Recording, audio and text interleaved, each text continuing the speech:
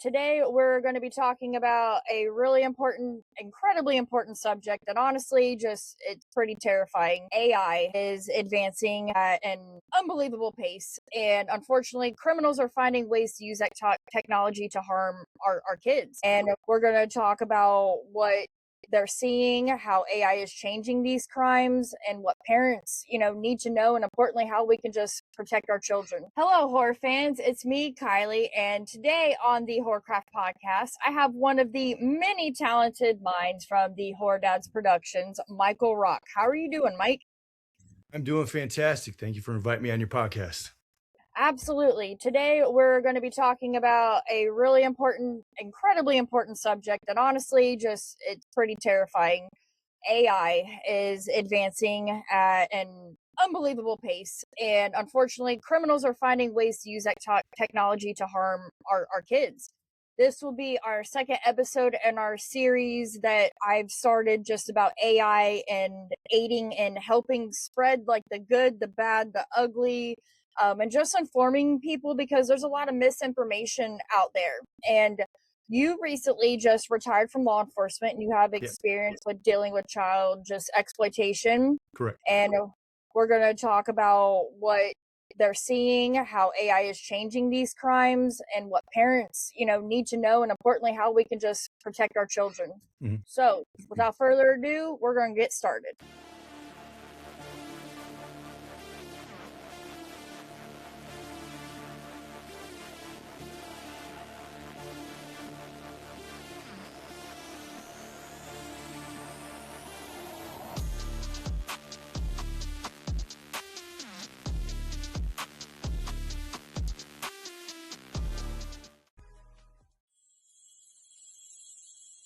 Welcome to the Horrorcraft Podcast. We are back. So, Mike, before we get into this kind of heavy subject, can you tell us a little bit about your background and what led you just into law enforcement? Yeah, well, so what led me into it was in the Army. I was a Green Beret, a Special Forces Engineer Sergeant was my official job title. And after my last deployment to Afghanistan in 2012 to 2013, when I came back home, my body pretty much shut down on me. And I was told I couldn't do my Green Beret stuff anymore. So during the retirement process, medically retirement, during the medically retirement process, I was approached by this organization and he said, "Hey, Mike, there's this new program for wounded and disabled special operations soldiers like yourself, and it's dealing with taking down pedophiles using computer forensics. Are you in?" So because of my job in the Army, and I was recruited by a bunch of people, mercenary work and contract work, and basically making a lot of money in a very short amount of time. And when I saw this opportunity to put away pedophiles and save children, it was a 10-month unpaid internship. And then maybe I would get picked up by a 3-letter agency. And so I was evaluating everything. So I was like, all right, a lot of money real quick. But if something happens to you, nobody cares, or no money, but you serve a greater purpose by helping out kids and putting away monsters. So let me go do that. So that is modern day Batman stuff right there. That really is. That really is. Yeah, for someone who has never been exposed to just this side of law enforcement, what does working like with child exploitation cases actually, like, what does that all involve? Or as far as like what you were doing? Yeah, well, so my role in it was doing the forensics. So for example, we would find a suspected pedophile and we would make a search warrant. We'd go to his house and I would go to his computer or take his phone or whatever and determine that, yes, that is our suspect. And then I would take his computers and his cell phone back to my lab and go through it with a fine-tooth comb. So I would find all the illegal images and videos, all the chat records, all the search histories, stuff like that. And I'd put it basically in a package and I give it to the case agent. Yeah. And so then what I would do in my reports, I would take the worst of the worst that I could find in that case. and I would write in graphic detail, like exactly what I'm seeing in this video. So when that stuff gets read in court, for the jury and for the judge and stuff, people would see just how bad, this person is and what he's into. Yeah. And so there's quite a few people in prison right now because of the work I've done. That is very heavy. It's extremely very heavy. Yeah. You were in Afghanistan and then you come home and that is very heavy. Yeah. It really affected me mentally, and it still does to this day. Yeah. So for the Army, I gave my body, I'm rated at 100% disabled from the Army. And from federal law enforcement, I was able to retire early from that because of the toll it took on my mind. Yeah. And it's messed me up like really, really bad. I've had countless nightmares, shaking, just tremendous amounts of anxiety, knowing that I have to go to work and look at that stuff, because I was looking at that stuff, on average 5 days a week, for 12 years.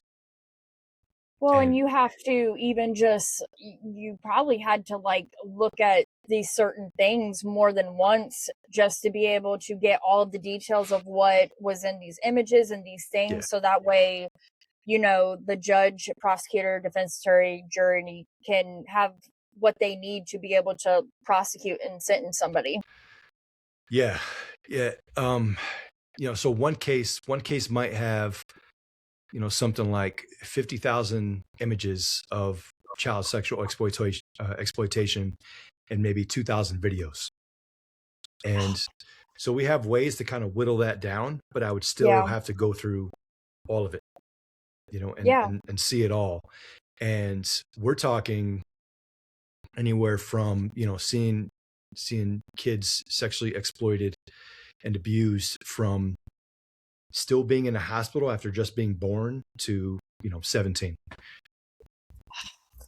Yeah. That's just evil. Yeah. And so some days, I would go to work, and some cases, the monster would be focused on the little kids, ages like 3 and under. And honestly, I would be able to sit there and do my job for maybe 1.5 hours, 2 hours max. And then I would have to tap out for the day and go home and do something that kind of takes my mind off. It makes me happy. So it's very rough. Yeah, I can see where probably making movies probably helped with that. Yeah, and that's part of why I started making movies. Yeah. So I needed a mental health break, and so I got with this company called GoRuck. And GoRuck was started by a former Green Beret like myself.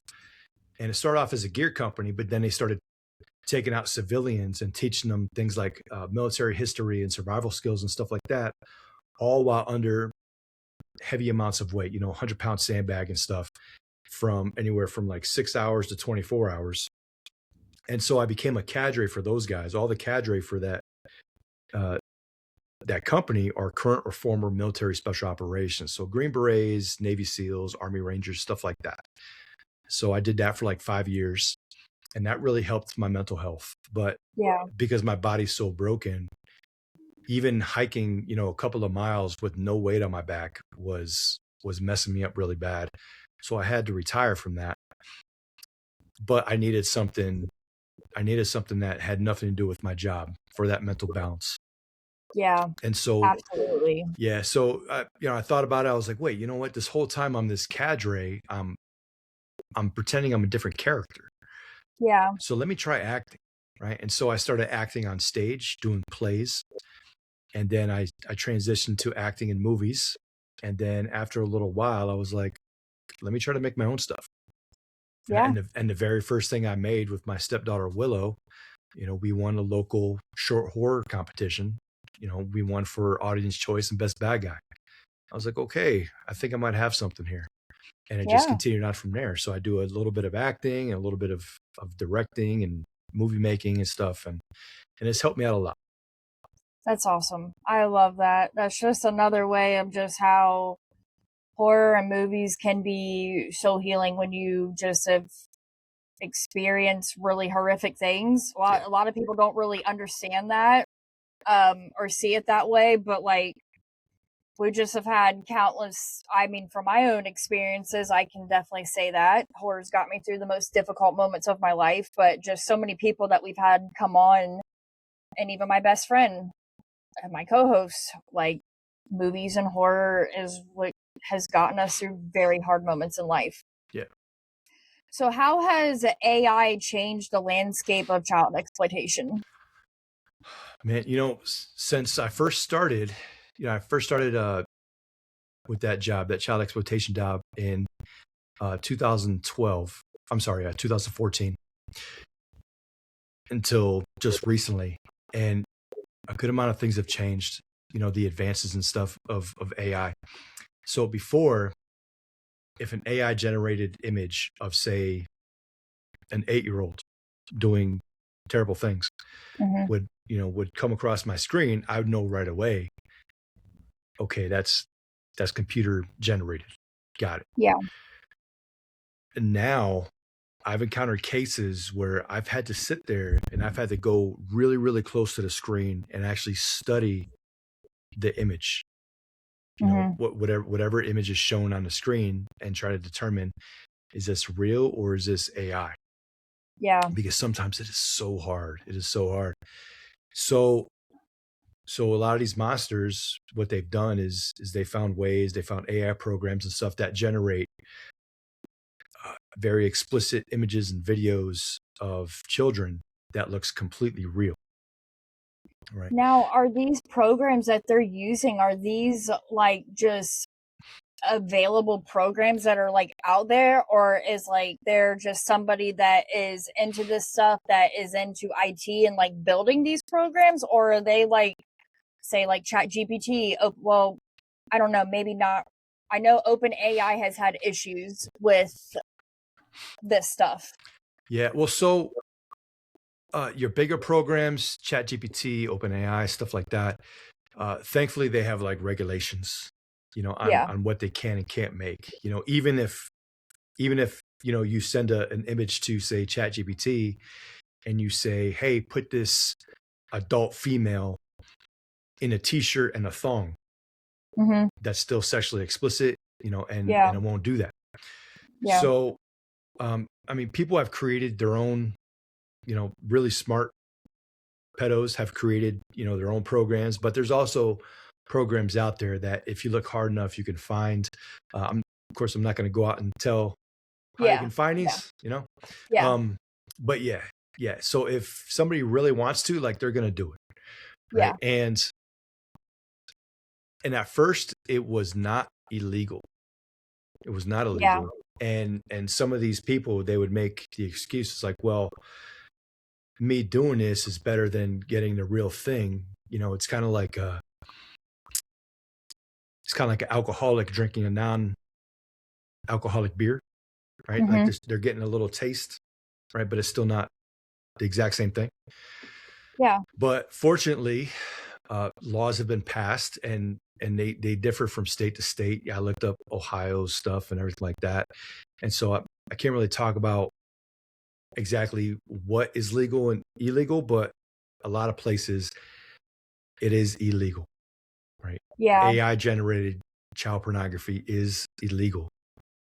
That's good, because that's definitely a big, I feel, with AI, there's just not enough oversight and regulations for a lot of different things. Yeah. But at least knowing that there is for that makes me feel a lot better.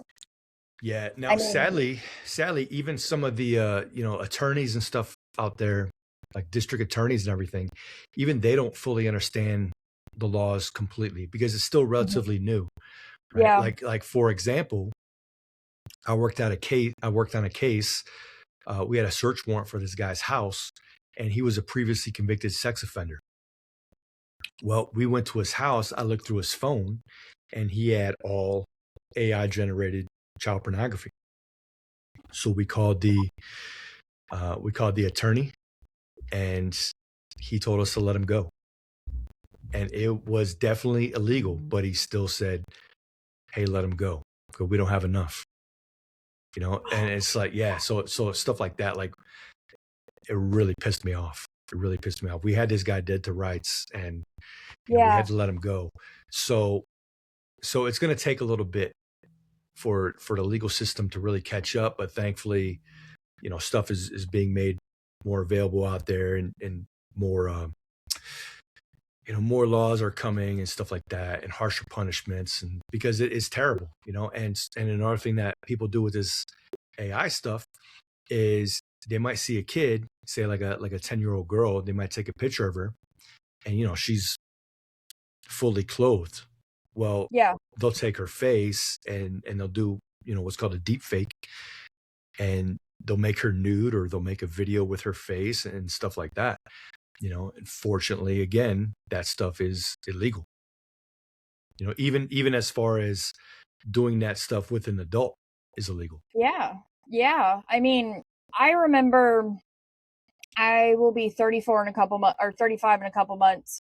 But when I was in high school, that's when, like, we got cell phones. We had the flip phones, or the sliders, Mm-hmm. and there was like MySpace and things like that. And, you're sending nude pictures to your boyfriend, and things were happening with those pictures, like boyfriend showing them to everybody, just really bad stuff was happening. And, there wasn't really, like, I don't know, there was no laws. Now, like, you do that even as a teenager, you can get charged, and like you have to register as a sex offender. Yeah. So now a lot of states have the revenge porn laws. Yeah. So if you're sending out explicit images and videos of another adult without their consent, you could be arrested. You could spend some time in prison. As far as kids in school, like high school, middle school, stuff like that, sending that stuff out. Well, so not only are you sending explicit pictures and videos when you're not supposed to, so that's already illegal, but now you're doing it of children. So now you're distributing child pornography. Yeah. So that's a whole nother monster right there. Yeah. And I feel like there's definitely probably a lot of people that don't agree with it. And it's usually parents of the boys that are doing these things. Yeah. But there has been, I can't think of anything off the top of my head, but there has definitely been a lot of teenage girls who were bullied and who took their lives because of situations like this. And should that boy's life be ruined for the rest of his life for doing this? Yeah. You know what? So that's a good point right there. I'm gonna talk about something. So when I was doing what I was doing for federal law enforcement, I would go to schools and I would give internet safety briefings, right? And so when I would do the high school stuff, there's a video that I would show. It was of this young lady named Amanda Todd. And so this case happened a couple years before I came on to my agency. So Amanda Todd, she befriended, a male online. And after a little while, he wanted her to send him a picture of her boobs. And so she did. So she sent him a picture of her boobs. He made it he made it his profile photo. And because he had access to see whatever was on her friends list, he sent the picture to all of her friends and stuff like that. And sooner or later, it got around to her school. Yeah. And then she became bullied. And we're talking about like people were jumping her. Yeah. Beating on her and stuff like that, calling her a whore and all this other crazy stuff, all because she sent a picture of her boobs. Well, so what she did was, after all that, she made these cards and she recorded a video, and it was basically telling her story via flashcard, right? So it was like, my name is Amanda Todd, this is my story, yada, yada, yada. And then at the end, she's basically like, all I want is some help. All I want is somebody to be there for me. My name is Amanda Todd, right? A couple of months after that video was made, she hung herself. Yeah. Yeah. It's stuff like that. It's stuff like that. It's stuff like that. And it's terrible, man, because kids and even adults, we all make stupid choices, man. Yeah. We all make stupid Yeah. choices. I'm 46 years old. I am going to make a bunch of more stupid choices before I die. Yeah. So we shouldn't be vilified because of one choice, and she fell for somebody online, and she made a, lapse in judgment, and ultimately it cost her life instead of those around her being there for her. And it's terrible. It is. And there's so many stories like that. And that kind of goes well into what I was going to be talking about next, just like online grooming. Can AI make online grooming more difficult for parents to recognize? Yeah. So one thing that I've seen AI do is, again, I'm 46 years old. There's programs out there that can make me sound like a 12-year-old girl. Mm-hmm. So I go to Roblox, right? And Roblox is an absolute cesspool, breeding ground for child exploitation, right? So one thing everyone should know, pedophiles go where the kids are, right? They find out where the kids hang out, what kids like to do, what kids like to play, stuff like that. And that is where they go. Okay. None of this stuff is safe. None of this stuff is truly safe. And so like a 13-year-old boy might be playing Roblox, right? Well, he befriends a cute sounding girl, right? She says she's 12 or 13 or whatever, right? And they talk for a good while, and it could be months, right? We're talking months at a time. They're talking, and the girl says, oh, hey, did you upgrade this on your Roblox? Oh no, my mom and dad, they won't give me any Robux to upgrade my account. Oh, I tell you what, we've been great friends. I really like you and you're amazing. I tell you what, if you send me a couple of pictures like this, I'll send you some Robux. So then we can play together. You could have an upgraded character and yada, yada, yada. And the kid's not even thinking. They're just thinking, oh man, I'm going to get to upgrade my character on this thing that I absolutely love. They're going to go ahead and send that picture or video that person asked for. And then there you go. Right. And grooming can happen right out the get-go, or it could take months or even years. The process could take months or even years, right? A groomer is looking for any little thing to latch onto that they can relate to the kid with. Right. Yeah.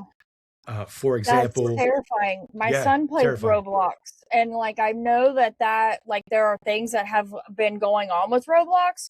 We have not run into anything. I usually I check his chats or his friends, and if there's just something that I just see that's as far as friends, I don't. But that is fucking terrifying. Excuse my language. That is fucking terrifying. And we maybe just be taking Roblox off because we recently just got rid of the VR because that was causing issues. Wow. Yeah. They go wherever the kids are, man. They're not safe, and you could have all these safety protocols and parameters and stuff like that, but they'll find a way. Right? They'll find a way. And that makes it so difficult for us parents to even recognize. Yeah. How can we even decipher if who they're talking to? You know what I mean? Yeah. So the biggest thing, and when I give my presentations at these schools and stuff, I always tell them. So I'll do multiple kid presentations. So I have 3 different presentations depending on age, and then I have a presentation for parents as well. And I tell them all, if you don't know this person in person, or they're not connected to you, in a certain way, you know what I'm saying? So my best friend's cousin or something like that, somebody that somebody could really, really vouch for, Yeah. Don't add them, don't talk to them, because you never know.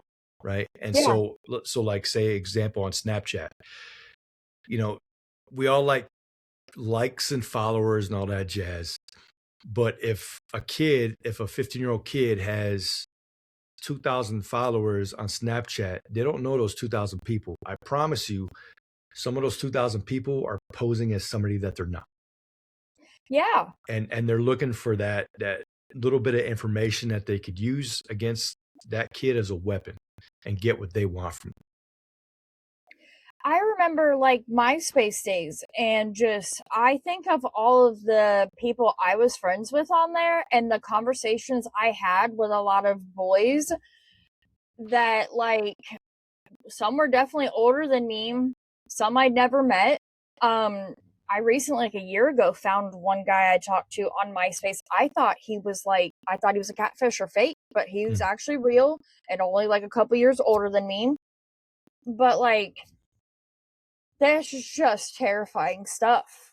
What are some warning signs parents should watch out for if they suspect someone is attempting to groom their child? Or like what kind of questions should we be asking, or like what kind of behaviors in a child that like parents might notice that may not be noticeable that this is going on? You know what I mean? Yeah. So first and foremost, communication is key. Right, you could set up all the parameters, all the parental locks and stuff like that, and it doesn't matter. Eventually, if somebody wants to, they're going to get through. They're going to get through that defense. Yeah. So open communication. Telling them, hey, I don't want you talking to somebody that you don't know in person. Yeah. And if they do add somebody, maybe the parent verifies that that's actually who they're talking to. Mm-hmm. Tell them, let the kid know if anything bad happens, you're their safe space. Yeah. Okay. And that's the thing, man. Like a lot of times when our kids mess up, a lot of parents, they'll sit there and they'll straight up just hit that nuke button. Like, Yep. Oh, you were talking to somebody that you weren't supposed to. I'm taking away all your electronics and you're completely grounded. It's not. Yeah. That's not the way to go, man. That's not the way to go. So my parents were not. There were things that happened to me during my teenage years and even young adult years that I did not, I was raped in high school, and I didn't tell anybody because I didn't really realize for a long time that that's what that was. And also I was too scared because I was afraid I was going to get in trouble for having sex. Mm-hmm. And I have just always stressed to my middle son, and I will my youngest and my oldest, that I don't care how bad it is. I don't care what it is, how much trouble you are in. Please call me. Please talk to me. Please tell me. Like, we will figure it out. Whatever it, like, I don't want you to be scared to tell me when you mess up or you're in trouble, because then I can't help you. Yeah. And kids need to know that. And the same thing, like I said, we're all adults. We all mess up. Whether you're a kid or an adult, you're going to make a bad choice. And so the kid needs to know, yes, you as the parent, you might be mad, you might be disappointed, but ultimately you want the kid safe. Yeah. And there was actually a presentation I gave in high school about all this stuff. And 2 weeks later, I got an email from one of the kids at the high school saying, hey, Mike, I messed up. Here's what's going on. And he said, I'm terrified to go to my dad because of who he is in the city and stuff like that. Yeah. He was terrified of how his dad was going to react. So one thing led to another. We ended up talking to the dad, and the dad was 100% cooperative and very thankful. The dad, first and foremost, is a dad. He just wanted his son safe. Yeah. So he was proud of his son for coming forward to law enforcement and asking for help.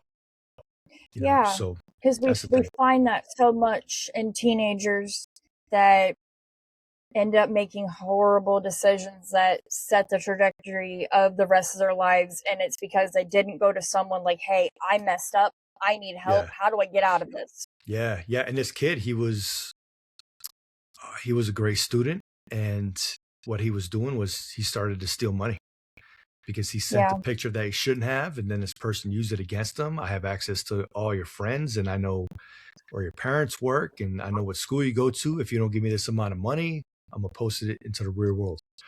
And so he gave the scammer the money, and then the scammer was like, "This isn't good enough. Every week you're gonna give me this amount of money." And so that's when he started stealing and stuff like that. Yeah. So as far as signs,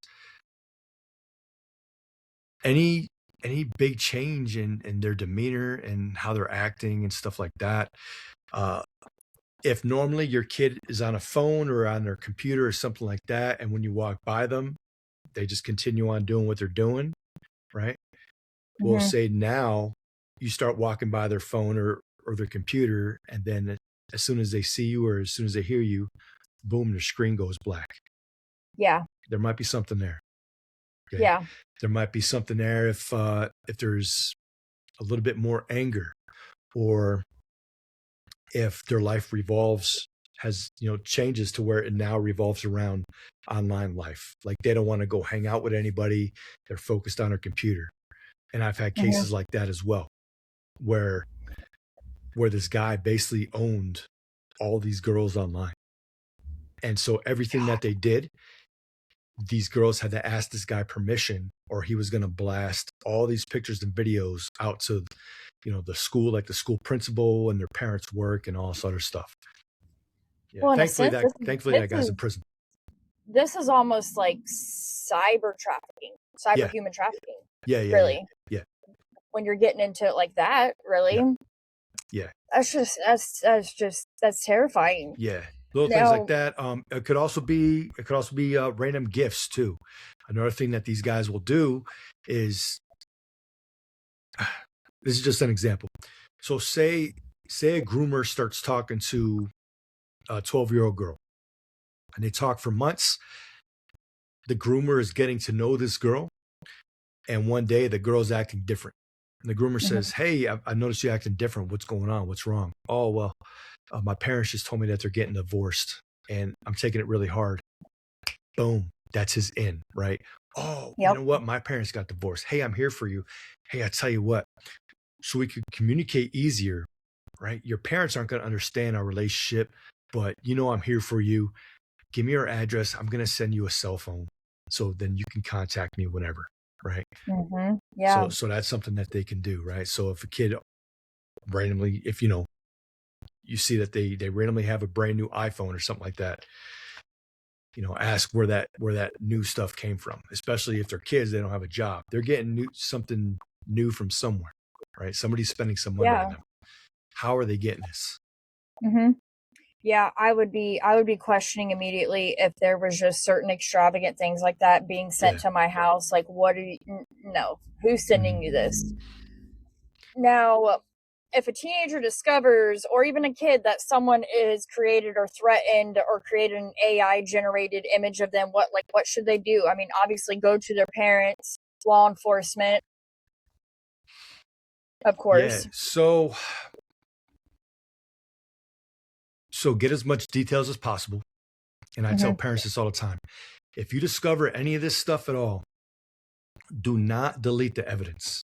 It is so important that you keep that evidence, because by keeping that evidence, it helps guys like me put these people in prison, right? Yeah. It allows us to find these people. And also what we do is we'll take the image or the video and we send it off to this organization. It's called NCMEC. It's the National Center for Missing and Exploited Children. And what they do is they help find lost and missing kids. But there's also millions and millions of illegal pictures and videos registered with NCMEC.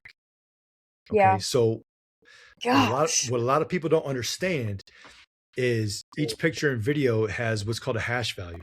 Think of it as like a DNA for humans, right? Yeah. So this picture is registered with NCMEC. Now, if it's being traded, if it's being uploaded or downloaded, it sends signals to law enforcement. So now we can see where that is being traded and connect the dots and take down more pedophiles. And ultimately, it might even lead us to the person who created it to begin with, or started the extortion process. So save all the evidence, the chats, the username, stuff like that, but also stop communication.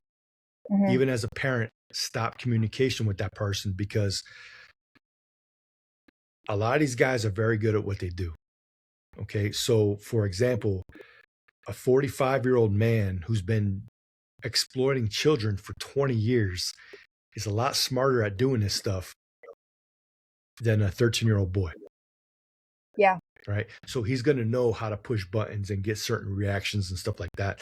So stop communication as the kid, as the parent, stop communication with that monster, because they might say something or do something that completely triggers, the kid or the parent in a negative way.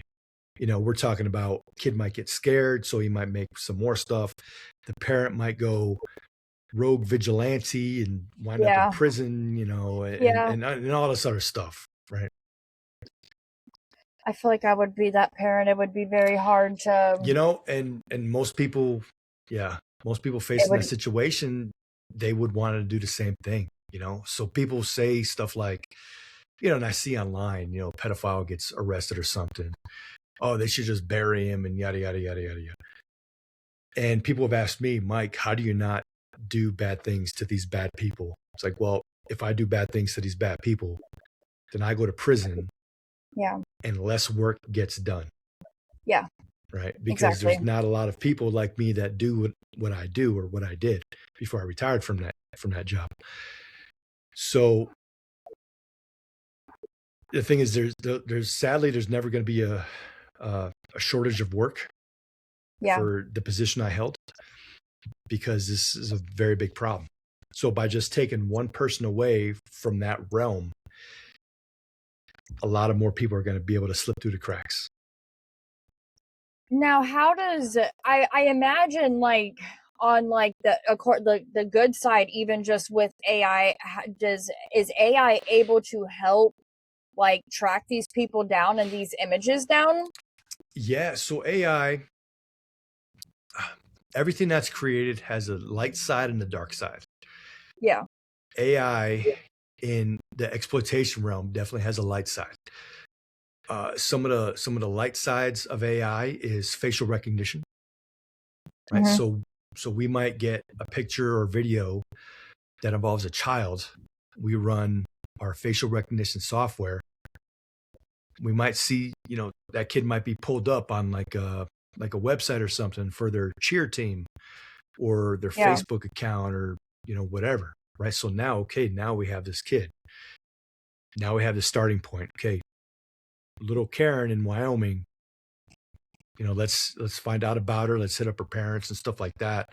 Find out what's really going on, which now we can save that kid. We can get the kid the therapy that the kid needs. We could find a pedophile, put that monster away, and, all this other good stuff, right? So the facial recognition stuff definitely helps.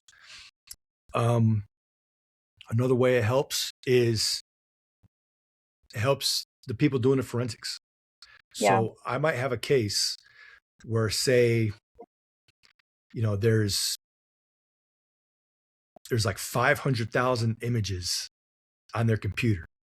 They're not all child pornography, but using AI software and the known stuff from NCMEC, right? The known pictures and videos, it can narrow it down. So it can get rid of all the stuff that has nothing to do with child exploitation. Yeah. And now what I'm left with, instead of 500,000 images, now I'm left with 5,000 images that I go through, and I say, okay, that's illegal, that's legal, that's illegal, that's legal. So then we can do our cases faster, get those people put in prison sooner, and then move on to the next case, repeat the process. Now, my next question is, how do you think like social media companies are doing enough to like aid in these investigations and just protecting children? So with the rise of child exploitation, a lot of these social media companies have been amazing as far as working with law enforcement. We've reached out to, multiple places, big companies and stuff like that, and they're more than happy to help us. And the thing is, because if there's child exploitation going on their site and we bring it to their attention, hey, you have child pornography on your site and these kids are being exploited. If they don't do something about it, if they don't help us, we're taking them down. Right. We're taking them down because now they're a breeding ground for pedophiles. Yeah. So with that said, though, some of these places, they don't do enough. Yeah. Roblox doesn't do enough. Yeah. I'm not saying they don't do stuff, because they certainly do. But again, these monsters are extremely smart. For example, I'll give you an example of somebody who was very smart, who is now rotting in prison, and he will die in prison. So there was this guy that was exploiting this kid in Los Angeles. And how he was doing this was, he found a way to put a pre-recorded video of child exploitation in a live chat. Just like I'm talking with you right now, he found a way to superimpose a pre-recorded video, right? And so that he would chat to this kid, I have to use text because my parents are going to hear. So that was the excuse on why that kid couldn't talk, right? Right. And so the kid, not just the girl, but come to find out, there was like 13 other girls that this guy exploited. And I was able to find information on like 5 of these girls, and they were interviewed and everything.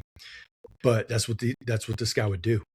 He would put his pre-recorded video in this live chat with these girls and trick them. These people are smart, because that is all they do. That's all they do. And you go into these houses and you could see that's all they do, because their houses, most of them are just disgusting.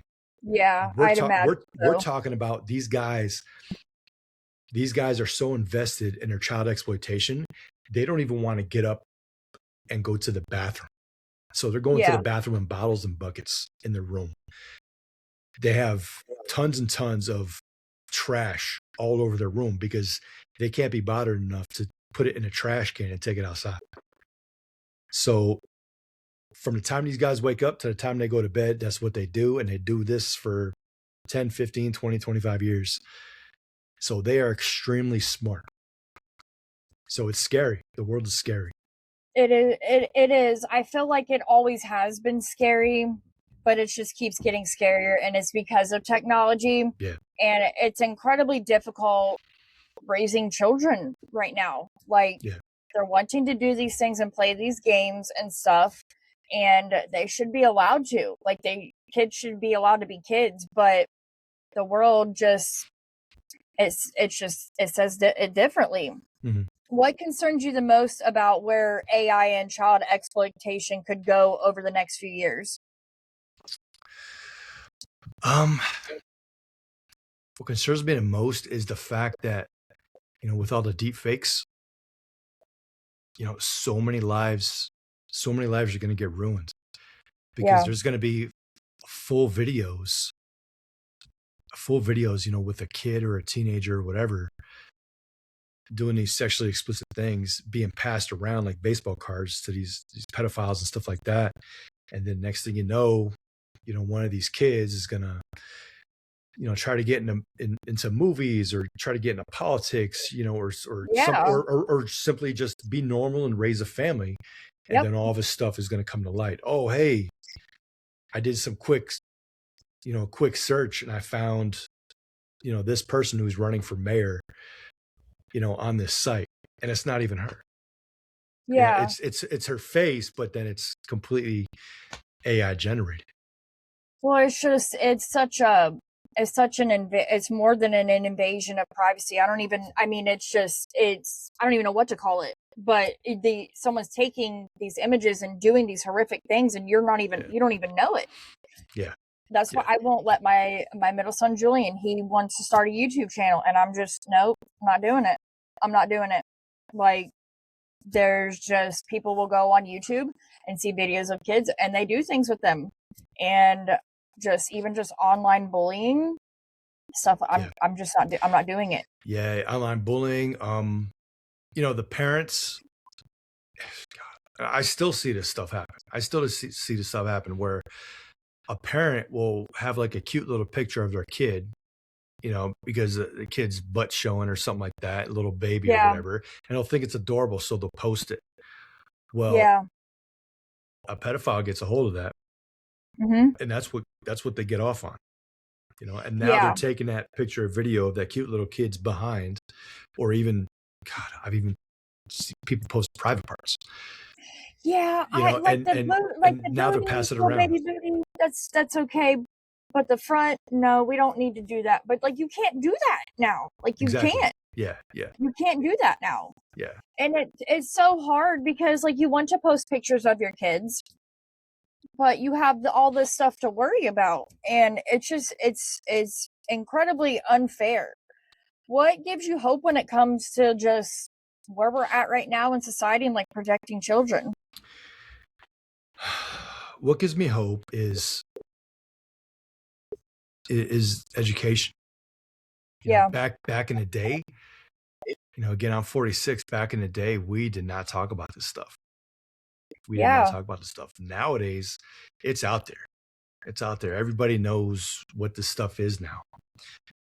So the education is getting more and more common about it, right? So now more and more people are brought in, and they're educated on what to do, what not to do. So that's pretty cool. It's still definitely scary. It's still, I mean, honestly, it's going to get worse and worse, but the education of it all and how open it is now, that gives me hope, because now to talk about that stuff is not taboo. Exactly. Everybody acknowledge that online child exploitation happens. Yeah. Now, do you think there needs to be more of course, definitely with education, but more just regulation within AI technology, legislation, and law enforcement to just kind of, I don't think we're ever going to be able to get ahead of it. There's been pedophiles for decades, hundreds of years. Yeah. But I don't know. It's just it was a lot easier when it was like Ralph down the street, you don't go near his house because he likes kids, than just, oh, I'm going online. Yeah. It's kind of like you can make all the gun laws that you want, but if a bad guy wants a gun, a bad guy's going to find a gun. He's going to get a gun. Yeah. Right. Yeah. So you can make all the laws you want about child exploitation and technology and AI and stuff, but if somebody really wants it, they're going to find a way. Yeah. So now with that said, yes, I do think there should be a little bit more regulation and stuff like that as far as what AI does, because AI is completely taken over. It's completely taken over, man. So yeah, it needs to be regulated, but again, I think the educational part is the most important part of it all. The more people that know, the more people that talk to their kids about this stuff, the more school presentations about this stuff, the better. That'll better prepare future generations for what's coming. Yeah, it's absolutely terrifying. When we are done, I'm gonna go check my son's Roblox. It's just this stuff it sounds like it is a horror movie. Like it really does. And we're seeing all this happening in the real world. But before we wrap up, is there one thing about this subject you think people are still not taking seriously enough?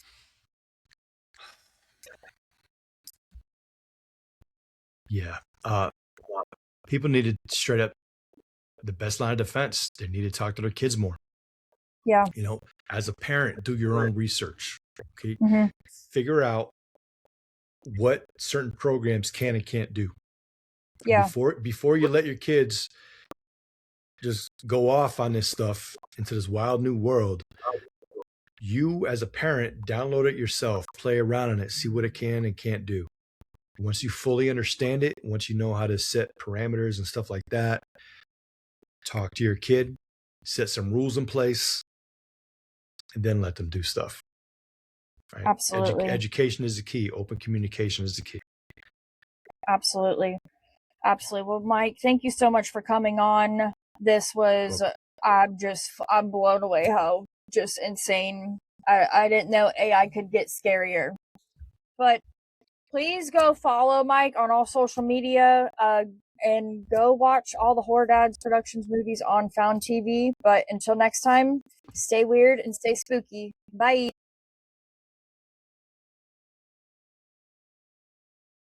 you.